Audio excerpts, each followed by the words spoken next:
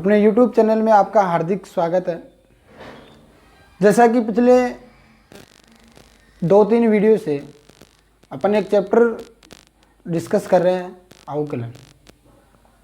इस वीडियो में भी उसी चैप्टर को अपन आगे कंटिन्यू करेंगे और उस चैप्टर का अगला जो टॉपिक है वो है फलनों के प्राचलिक रूपों की अवकलन। देखो, सबसे पहले अपन बात करें ये प्राचलिक रूप क्या होता है। प्राचलिक रूप क्या होता है कि दो जो चर होते हैं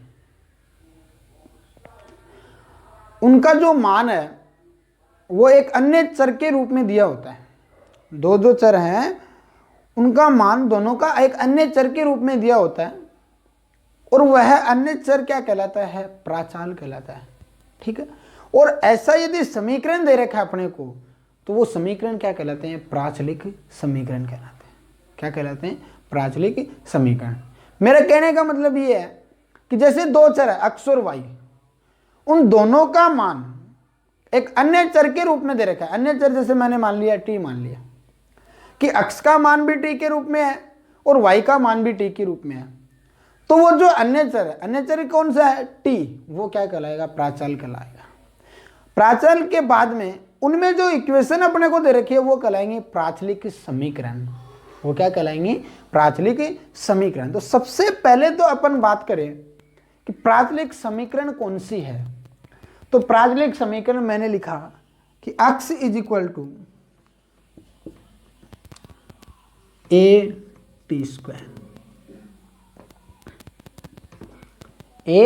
स्क्वायर और मैंने y बराबर लिख दिया bt। मैंने y बराबर क्या लिख दिया? bt। अब ध्यान दीजिए, x और y का जो मान है, x और y का जो मान है वो एक ही चर के रूप में दे रखा है और वो चर क्या है? t है। तो ये t तो क्या हो गया? प्राचल हो गया। ठीक है। और ये जो समीकरण दे रखी है वो क्या हो गया? प्राचलिक समीकरण। वो क्या हो गया? प्राचलिक समीकरण। ठीक है। अब इनसे अपन इनका अवकलज कैसे करेंगे या इन समीकरण की सहायता से अपन dy/dx कैसे फाइंड करेंगे, ये चर्चा अपन करेंगे आज के इस टॉपिक में। तो आज का जो वीडियो वो काफ़ी छोटा सा वीडियो है, मतलब कि छोटा सा ही टॉपिक अपने पास, तो अपन इसको डिस्कस आज कर लेते हैं। x बराबर a/t स्क्वायर, इसको अपन ने दे दी समीकरण नंबर 1 और इसको दे दी समीकरण नंबर 2। ध्यान दीजिए, दोनों में चर सेम ही है। दोनों में क्या है? चर सेम है। तो दोनों का जो अवकलन अपन करेंगे वो उसी चर के सापेक्ष करेंगे। तो लिखेंगे अपन कि समीकरण 1 व 2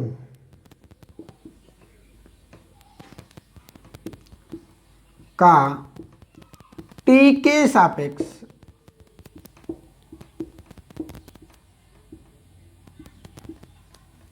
अवकलन करने पर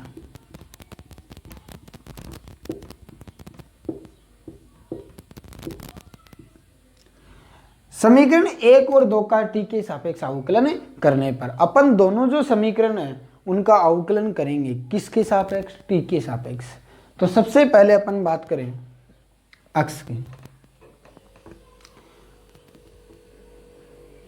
x बराबर दे रखा है a/t स्क्वायर, इसका t के सापेक्ष अवकलन करेंगे तो dx/dt बराबर आएगा a इंटू टी स्क्वायर का हो जाएगा 2t, क्योंकि t के सापेक्ष क्या होगा? 2t। इसको दे देते हैं इक्वेशन नंबर 3। y बराबर दे रखा है bt, dy/dt is equal to b constant है, t का t के सापेक्ष 1, तो dy/dt की जो वैल्यू है वो आएगी b। इसको इक्वेशन नंबर दे दिया 4। ठीक है। इक्वेशन नंबर 3 और 4, इसमें dx/dt है, इसमें dy/dt है। इन दोनों समीकरण की सहायता से अपन फाइंड करेंगे dy/dx और कुछ नहीं करना है। समीकरण 4 में 3 का भाग देने पर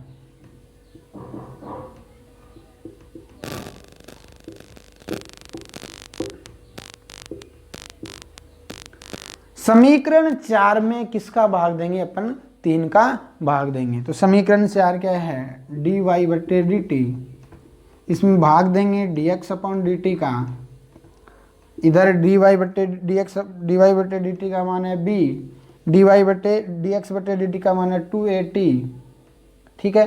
तो dt से dt कैंसिल, dy बटे dx बराबर आएगा 1/2 b बटा a t।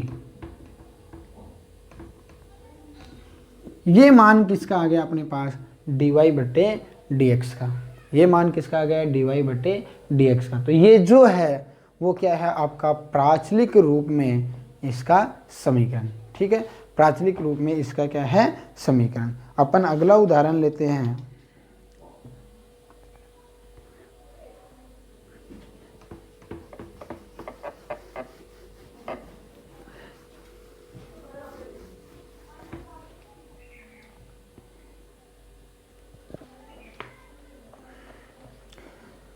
x बराबर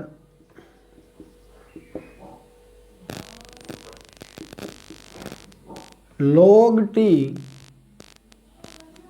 प्लस साइन टी, ठीक है, और y बराबर है e की घात टी प्लस कोस टी। इसको दे देते हैं समीकरण नंबर 1 और इसको दे देते हैं समीकरण नंबर 2। दो समीकरण दे रखी है, x बराबर ये, y बराबर ये, दोनों की सहायता से अपने को निकालना है dy बटे dx। आपको क्या फाइंड करना है, dy बटे dx। तो dy बटे dx निकालने के लिए सबसे पहले समीकरण 1 और 2 का, जैसा कि पिछले उदाहरण में अपन ने किया है कि समीकरण 1 और 2 का t के सापेक्ष क्या करेंगे, अवकलन करेंगे। तो समीकरण 1 व 2 का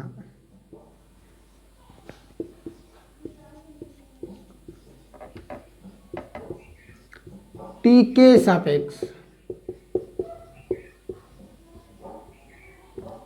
अवकलन करने पर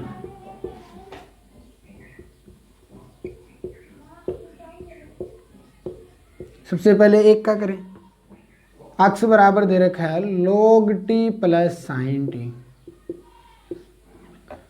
तो dx बटा dt बराबर आएगा log t का क्या हो गया 1/t, साइन टी का क्या हो गया cos t। इसको दे देते हैं समीकरण नंबर 3।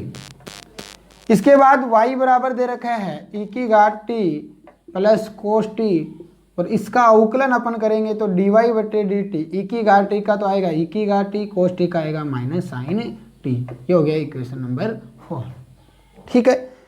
तो थोड़ा सा रिवाइज कर लेते हैं एक बार। x और y का मान अपने को दे दिया, अपने को निकालना है dy बटे dx। प्राचलिक समीकरण है, प्राचाल क्या है t है, दोनों t में समीकरण दे रखी है, दोनों का अपन अवकलन करेंगे किसके सापेक्ष, t के सापेक्ष, ठीक है भाई, दोनों का अवकलन क्या हो गया t के सापेक्ष। इसके बाद समीकरण 4 में क्योंकि अपने को dy बटे dt नहीं चाहिए, dy बटे dx चाहिए, तो क्या करेंगे, समीकरण 4 में 3 का भाग देने पर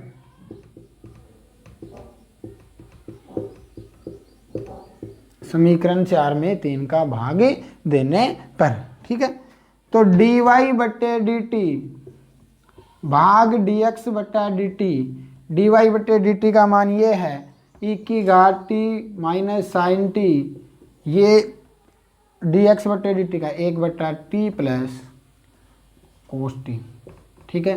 थोड़ा सा इसको अपन सोल्व कर लें तो dy बटे dx, t से मल्टीप्लाई कर दो अंश और हर को, तो ये आएगा t e की घात t माइनस साइन टी, इसको मल्टीप्लाई करेंगे तो 1 प्लस टी कोस टी, ठीक है। ये इसका सरल रूप आ गया और मान किसका आ गया, ये dy बटे dx का। तो एक ही प्रोसेस है, एक ही प्रकार के इसमें क्वेश्चन है, ठीक है, कुछ नहीं करना, दोनों समीकरण देगा अलग अलग, ये जरूरी नहीं है टी में ही हो, ये थीटा में भी हो सकता है, u v जो भी है वो प्राचाल चेंज हो सकता है, उसका मेथड यही रहना है। ठीक है, तो करना कुछ भी नहीं है, दो समीकरण अपने को दे दिए, उसकी सहायता से dy बटे dx निकालना है। dy बटे dx निकालना तो अक्ष का अवकलन किया उस प्राचाल के सापेक्ष, y का अवकलन भी उसी प्राचाल के सापेक्ष कर लिया, और फिर जो अवकलन किया उसमें उसकी सहायता से अपन ने 4 में दिया 3 का भाग, कहने का मतलब इन दोनों को देख के और अपन इनकी सहायता से निकाल सकते हैं क्या, dy बटे dx। मैंने पहले ही कहा था छोटा सा टॉपिक है। अगला जो टॉपिक होगा वो होगा द्वितीय कोटि का अवकलज, जो कि अपन डिस्कस करेंगे नेक्स्ट वीडियो में। धन्यवाद।